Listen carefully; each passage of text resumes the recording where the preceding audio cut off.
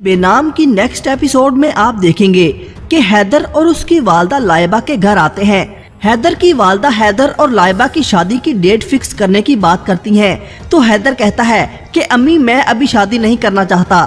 حیدر کی اس بات کو سن کر لائبہ پریشان ہو جاتی ہے، اس کو حیدر پر شدید غصہ آتا ہے۔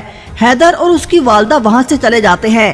اگلے دن لائبہ کی والدہ لائبہ کو بلانے اس کے کمرے میں جاتی ہیں تو لائبہ اپنے کمرے میں موجود نہیں ہوتی۔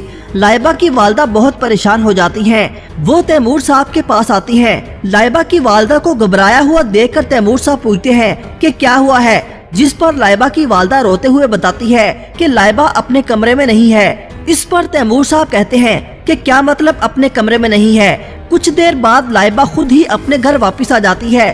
بابر اپنی بہن سے کہتا ہے کہ ہمیں حیدر کی بات نہیں ماننی چاہیے، اگر ہم نے اس کی بات مان لی تو کل ایسا نہ ہو کہ لائبہ کی زندگی بالکل آپ کی طرح ہو جائے، اسے بھی آپ کی طرح شوہر سے دب کر رہنا پڑے۔ اس پر لائبہ کی والدہ کہتی ہیں مجھے لگتا ہے کہ تم ٹھیک کہہ رہے ہو، حیدر کو منانے کے لیے کچھ نہ کچھ تو کرنا ہی پڑے گا۔ ادھر عمر ایمن کو ڈھونڈنے کی بہت کوشش کرتا ہے، وہ ایمن کے پرانے محلے ایک لڑکے سے ایمن اور عائزہ کے بارے میں پوچھتا ہے تو وہ لڑکا عمر سے کہتا ہے کہ تم لوگ کہاں ان کے چکر میں پڑ گئے، ان کی کافی ٹائم سے نظر تھی مجھ پہ، لیکن ان کے باپ کے مرنے کے بعد تو انہوں نے حد ہی کر دی۔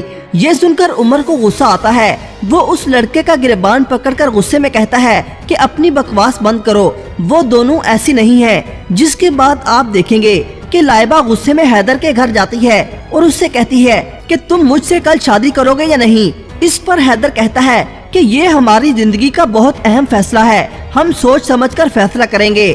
اس پر لائبہ چلا کر کہتی ہے کہ میں تم سے پوچھ رہی ہوں کہ تم مجھ سے کل نکاح کر رہے ہو یا نہیں۔ اس پر حیدر کہتا ہے کہ نہیں۔ کیا لائبہ حیدر کو شادی کے لیے منانے میں کامیاب ہو جائے گی؟ اپنی قیمتی رائے کا اظہار کمنٹ سیکشن میں ضرور کیجیے گا۔ اللہ حافظ۔